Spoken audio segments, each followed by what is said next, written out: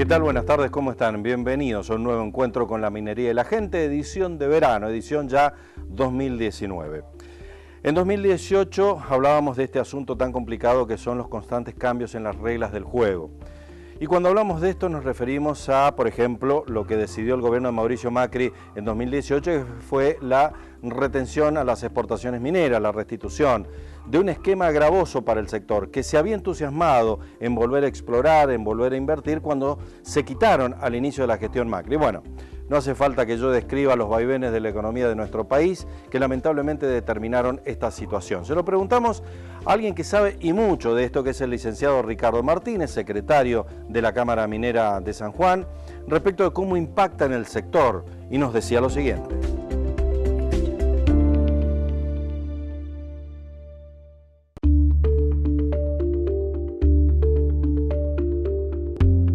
Ricardo Martínez, muchas gracias por recibirnos.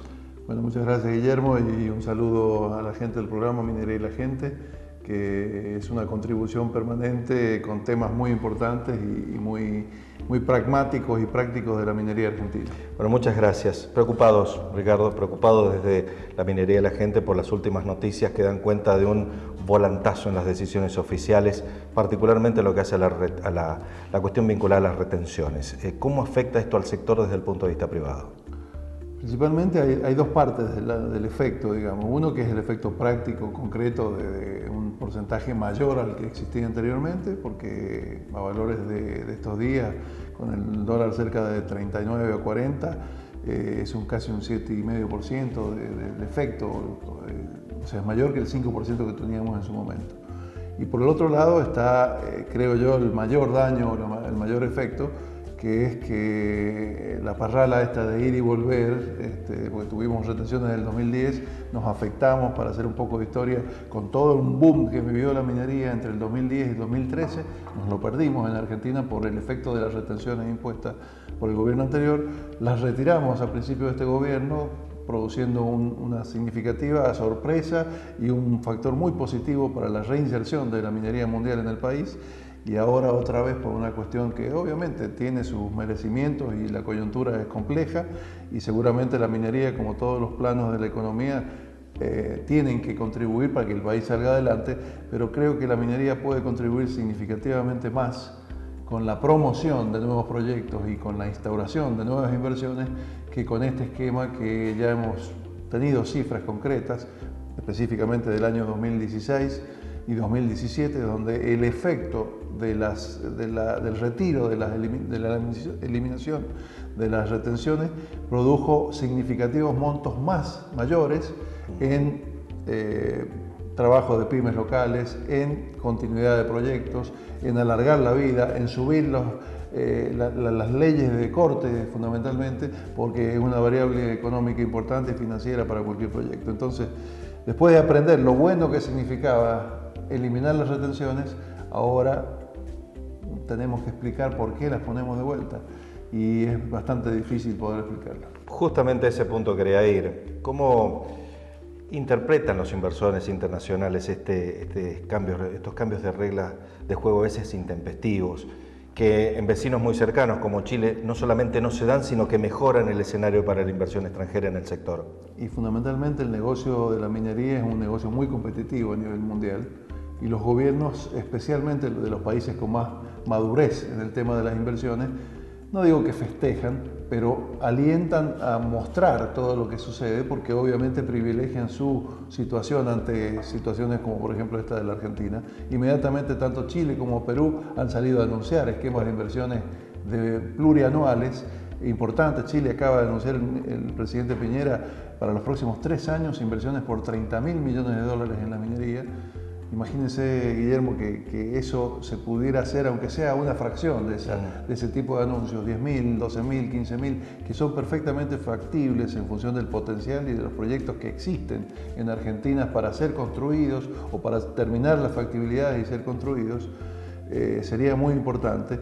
Y por el otro lado está el efecto nocivo, digamos, que genera, incluso hasta en los niveles de exploración básica, un país que revuelve este problema impositivo y esta amplísima tasa impositiva en comparación con otros países del mundo y especialmente de Latinoamérica, donde tenemos tasas del orden del 30 y tanto, 40% de la presión tributaria contra niveles de 17, 18, 16 de países vecinos. En este sentido, desde la Cámara Minera intentarán, no sé si revertir, no sé si sea factible revertir, pero cuando menos generar un espacio de diálogo con la nueva Secretaria de Minería de la Nación por este punto en particular. Sí, obviamente tenemos que accionar y estamos, ya han habido algunas reuniones y se le está pasando algún tipo de información.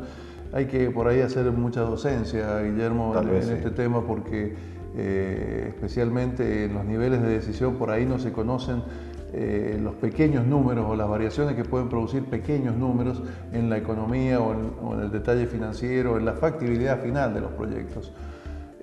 Si yo hablara de un técnico, como un técnico puro de minería, te podría decir, Guillermo, sin temor a equivocarme, que ponerle 7% al precio de venta final de un proyecto implica una tasa regresiva mucho mayor cuando uno va analizando los pormenores de los costos.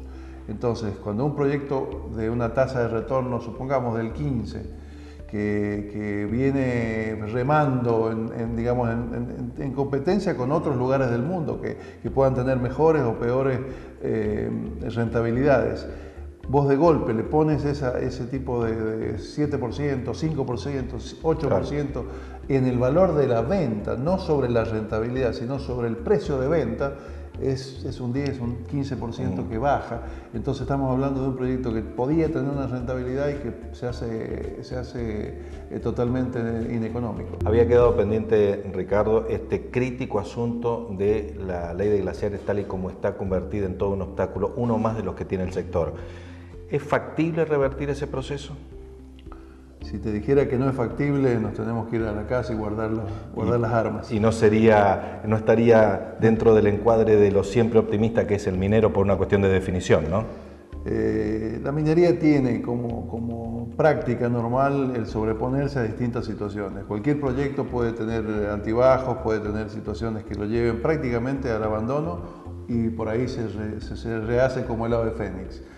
Esperemos que este sea el caso para el tema de glaciares. Creo que todo lo que ha pasado desde el 2010 que se instauró esta negligente ley por una cuestión política y que será tema de otra vez que charlemos, se mal definió una serie de ítems muy particulares y se mandó a todo el país a hacer un inventario. Por suerte ese inventario ha concluido, al menos en la etapa gruesa del armar el esquema total, y se ha demostrado que aquella falacia del cual se hablaba, que todos los recursos de agua del país provenían de los glaciares, ha empezado a tener un relativo peso bastante menos significativo. Una aplicación más científica, más lógica, ¿no? Y bueno, por ejemplo, para San Juan, para decirlo de alguna manera, tenemos guarismos muy por debajo de lo que la gente pensaba, o incluso que algunos técnicos, que obviamente no podíamos contradecir sin la información, habían enunciado. Hay una bajísima proporción, menos del 1%, del agua que bebemos, que usamos para riego, que utilizamos para todo tipo de actividades humanas en esta árida provincia de San Juan. Menos del 1% proviene de los glaciares. Está demostrado por las mismas superficies que se han medido y los glaciares de hielo que irremediablemente son el único aporte que hay de agua al sistema hídrico. Hay un montón de geoformas que están clasificadas entre glaciales y periglaciales, y aquí viene la discrepancia de la ley, que pueden o no contribuir de acuerdo a cuestiones anuales o plurianuales, procesos de descarga, procesos de acumulación. Esos obviamente hay que estudiarlos en mucho más detalle, pero ahora existe una herramienta pragmática, práctica, de orden conocido, que puede ser investigada en los proyectos mineros y donde se puede demostrar el aporte al régimen hídrico. Entonces, con el mismo principio de la ley, que aquello que voy a proteger es lo que tenga probada probado aporte al sistema hídrico, hoy nos permite, las herramientas técnicas que existen, probar de que no contribuye y de esa forma eliminar el flagelo de esta ley mal enunciada, que obviamente tiene un propósito muy importante que todos queremos respetar, que es proteger los glaciares y proteger las fuentes de agua, pero no a instancias de ir en contra del desarrollo de proyectos mineros, de proyectos turísticos, de proyectos viales. De proyectos agrícolas incluso. Exacto.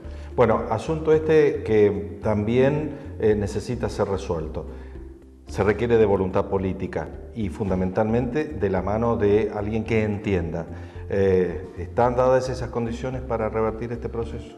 Yo creo que han habido, e incluso hay causas judiciales de gente que no es que no conocía, sino que se dejó influenciar por alguna corriente de un lado o del otro, o que existió el paraguas de la duda. En esa situación hay cortes que están fallando o que estamos esperando que fallen en ese sentido.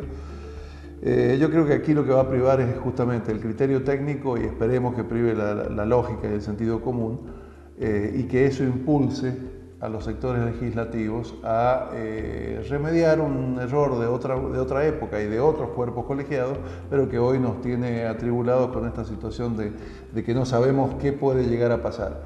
El tema técnicamente es perfectamente soluble, es perfectamente estudiable y perfectamente demostrable. ¿Qué va a pasar en el esquema legislativo, Guillermo? Ya a mí me escapa y creo que a varios de todos nosotros nos escapa porque a todos, hay cosas que son mucho más lógicas y mucho más de más sentido común y que por ahí nos sorprenden. Vamos a volver a conversar porque es para nosotros muy importante conocer la opinión del sector y transmitirlo de primera mano. Ricardo, muchas gracias. Ustedes hacen eso permanentemente, se los agradecemos desde el sector. Muchas gracias. Alumetal Sociedad Anónima, el nombre fuerte en metales. Entre Ríos 253 Norte y General Mosconi 2898 Sur, Rawson. Consejo de Profesionales de Higiene y Seguridad en el Trabajo de la Provincia de San Juan. www.consejohst.org. FM Servicios. Servicios mineros.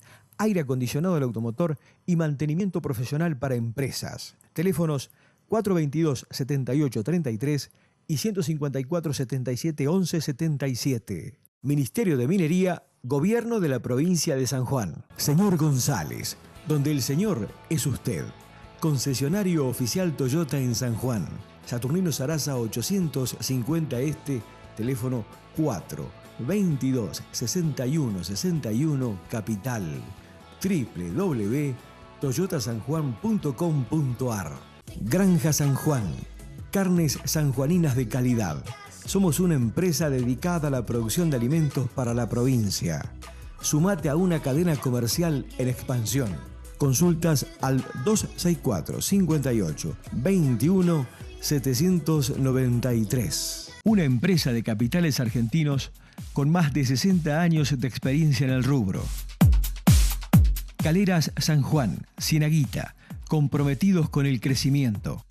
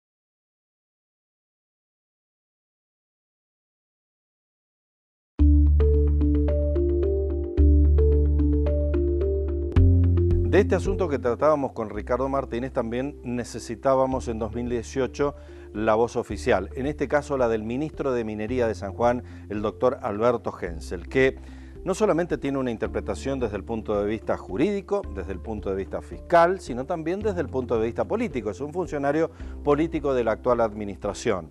Todos contrariados con una situación que, como dijimos hace unos días en programas anteriores, no va a tener un proceso de revisión en este 2019, sino se va a mantener ese esquema de restitución a las retenciones, que no ha sido bueno para el sector. Se lo preguntamos en ese momento al ministro de Minería y esto nos decía.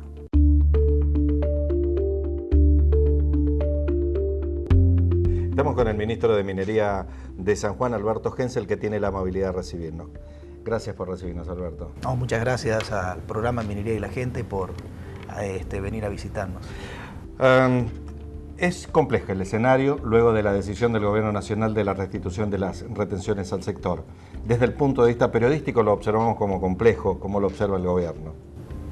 Nosotros pensamos que esto, sin lugar a dudas, es un retroceso porque, bueno, entendemos que las medidas que se tomaron en el mes de enero del 2016 con relación a las retenciones, bueno, servía mucho para que la actividad pudiésemos intensificar la inversión en exploración, extender la vida útil de varios proyectos a lo largo de nuestra cordillera.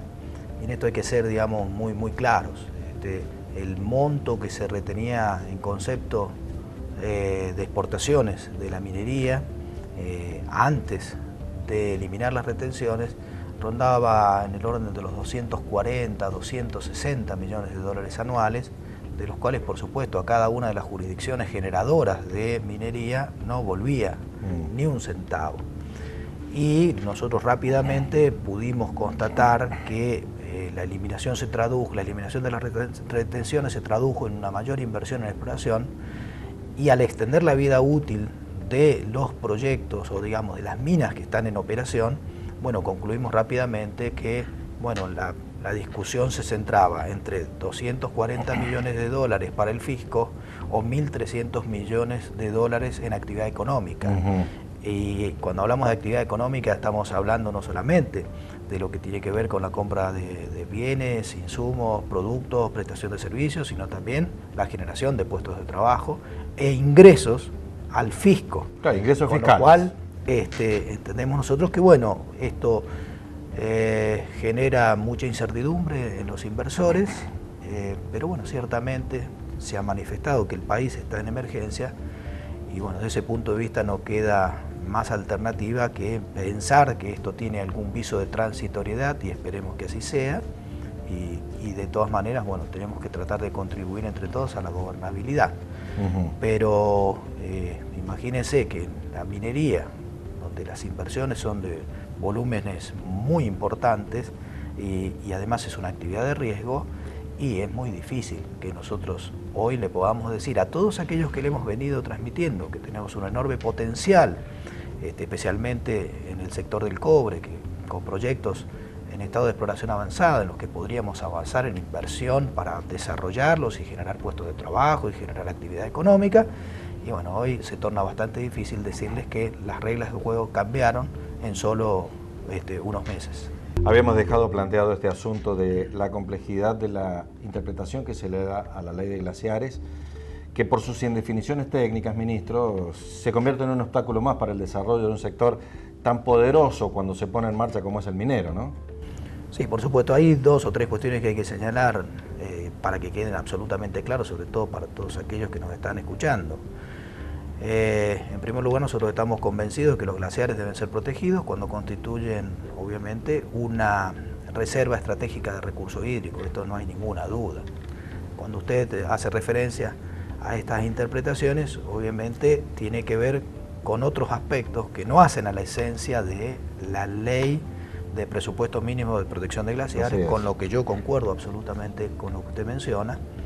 ¿Por qué? Porque es como que hay en esa legislación una especie de divorcio entre la normativa y el conocimiento científico. Entonces la normativa no sigue el conocimiento científico, y ahí es donde está el problema. Entonces, por ejemplo, incluye, no sé, el ambiente periglaciar, que es donde se genera mayor inconveniente, pues se supone que en el ambiente glaciar es donde uno tiene que actuar, tiene que intervenir protegiendo los glaciares. En el ambiente periglaciar puede suceder que no haya glaciares, y si no hay glaciares, ¿qué es lo que tenemos que proteger, digamos? Se podría decir. A esa indefinición me refiero. Y esto obviamente genera una enorme incertidumbre en los inversores, porque nosotros que conocemos la cordillera, ¿sí?, no como en algunos casos que algunos legislan sin conocer el lugar o la gente que van a ser destinatarios de esa legislación. Y opinan muy alegre y libremente, ministro. Se opina livianamente. Nosotros observamos claramente y tenemos muy identificado dónde están los glaciares, y después hay enormes extensiones de territorio con un enorme potencial minero que perfectamente podríamos ponerlo al servicio de la generación de empleo y de la generación de riqueza. Entonces, bueno, esto obviamente que genera una incertidumbre más dentro de las regulaciones que tiene la actividad y que no se condice con la realidad de las provincias andinas. Así que bueno, estamos trabajando obviamente en San Juan, es una de las provincias que más ha trabajado en el inventario de glaciares. Nosotros ya estamos en el nivel 3, pues la ley de glaciares establece distintos niveles. Voy a hablar solamente del último. El nivel 3 es avanzar en los estudios que determinen, digamos, el aporte de cada una de esas geoformas al régimen o sistema hídrico, que eso es lo más significativo y es lo que más se condice con el espíritu de la norma. Una ley de presupuesto, esta es una ley de presupuestos mínimos, pero casualmente prohíbe no solo la actividad minera en el ambiente glaciar y en el periglaciar, que es donde se genera el problema. En el glaciar no habría ninguna duda, obviamente, pero en el periglaciar sí, porque yo le estoy diciendo recién que hay enormes extensiones de territorio que no encuentran ningún tipo de geoforma, y está prohibida la actividad hidrocarburífera, la actividad minera, las obras de infraestructura, las obras de arquitectura, con lo cual, digamos, no solamente está afectando las posibilidades de desarrollo de sectores de nuestro territorio con potencial no solamente minero, sino también en otro tipo de actividades que tienen que ver con el desarrollo socioeconómico de nuestros territorios. Y además hay una suerte de contraste que es necesario, creo, recalcar. En momentos en los que Argentina pega un volantazo en términos de su seguridad jurídica, países vecinos con mucho potencial y además con historia y desarrollo minero hacen exactamente lo contrario, con lo cual se convierten en atractivos para las inversiones que Argentina pierde. ¿Podemos ponerlo en esos términos? Eso no hay ninguna duda, y además con solamente hacer un repaso de publicaciones periodísticas uno lo advierte. Mientras nosotros seguimos en una especie de estado asambleario permanente, donde vivimos discutiendo, y que no está mal discutir, pero el tema es que en algún momento hay que empezar a plantearse efectivamente cuáles son las actividades económicas que podrían contribuir a que el país le vaya un poco mejor, que el país no tenga que recurrir a financiamiento externo, a endeudamiento, sino que pueda tener inversión extranjera directa que de alguna manera venga a movilizar la economía del país. Mientras nosotros estamos en una eterna discusión con las regulaciones, con los regímenes tributarios, etcétera, etcétera, bueno, las inversiones se van a otro lado. Mientras acá algunos puedan sostener que la minería, o tener un concepto por ahí muy liviano sobre una actividad económica que tiene un enorme potencial, en Chile, en el mismo momento, el presidente anuncia la inversión de 30.000 millones de dólares en el sector minero. Estamos hablando de nuestro país, hermano y vecino de Chile, donde, digamos, está todo junto.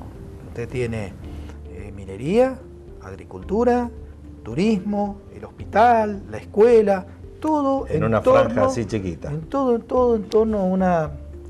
claro, a un territorio muy estrecho, pero donde, bueno, sabiamente y como corresponde y se puede hacer, conviven las actividades socioculturales, las actividades económicas, la minería, la protección del medio ambiente, que es lo que nosotros debemos conjugar para hacer de la minería una actividad sustentable, que no tengamos ninguna duda que siendo una de las actividades más reguladas, lo podemos hacer y a su vez, como les decía recién, contribuir con la mejora de la balanza comercial argentina bastante deteriorada, con inversiones genuinas y con la generación de puestos de trabajo. Dada la trascendencia que este tema tiene, vamos a volver a consultarlo y le agradecemos nuevamente que nos haya recibido. No, muchas gracias a ustedes.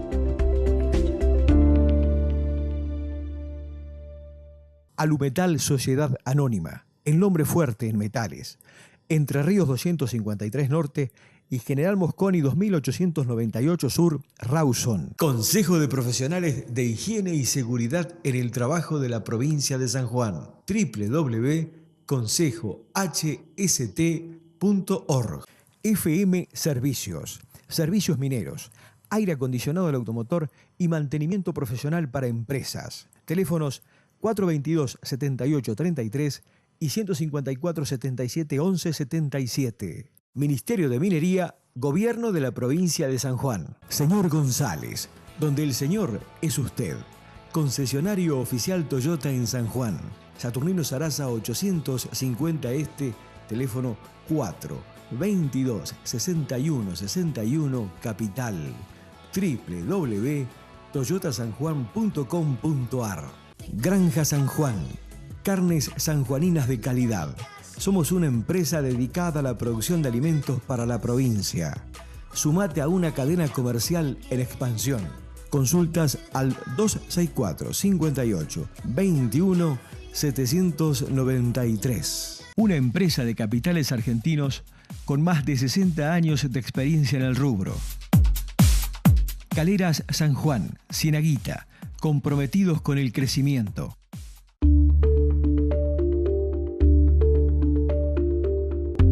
Lo que mencionábamos de los cambios en las reglas del juego, esos volantazos del gobierno de Mauricio Macri, que no son positivos para el sector, ni para este ni para ninguno en realidad, pero particularmente complejo para un sector que necesita de certezas porque los inversores internacionales miran todas las variables y esta es una. La restitución a las retenciones a las exportaciones no fue una buena señal. Aún a pesar de eso, esta temporada de exploración ha sido un poquitito mejor que las anteriores, pero así nomás, es un poquito mejor que las anteriores, no del todo expansiva como se dijo que iba a suceder. En ese lapso se ha dado el desembarco de Fortescue Minerals, que está explorando dos proyectos importantes sobre los cuales vamos a trabajar en términos de nuestro interés periodístico por seguirlos con mucho detenimiento en 2019, porque han construido campamentos, han hecho una temporada de exploración importante. Su plan de perforaciones de más de 7.000 metros y esperamos que finalmente lo concluyan y eso sí es algo que nos entusiasma a todos y vamos a trabajarlo durante 2019 porque eso es lo que necesitamos. Necesitamos saber no solamente de la vida de los actuales proyectos, sino de los futuros y los que están en marcha. Los invito a que nos reencontremos aquí el próximo sábado en La Minería de la Gente. Hasta entonces, muchas gracias.